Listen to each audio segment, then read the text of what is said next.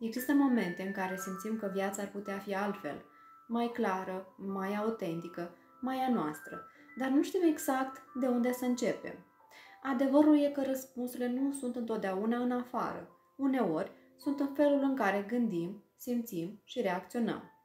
Aici intervine programarea neurolingvistică sau NLP în limba engleză, care cuprinde un set de tehnici psihologice și metode practice de autocunoaștere și transformare. Trenul de NLP vine de la neuro, cum percepem lumea cu mintea noastră, lingvistic, pentru cum folosim cuvintele, gândurile și limbajul intern, și programare, pentru că putem schimba tipale care nu ne mai servesc.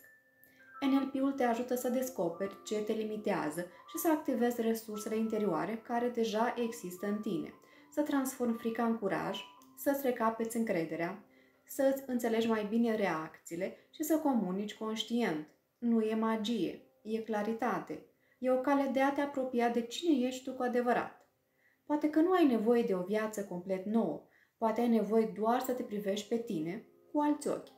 NLP-ul nu te schimbă, ci te aduce mai aproape de tine. Dacă vrei să afli mai multe despre NLP, scrie da în comentarii. Eu sunt Iuliana Rotaru și te susțin să descoperi puterea și resursele interioare.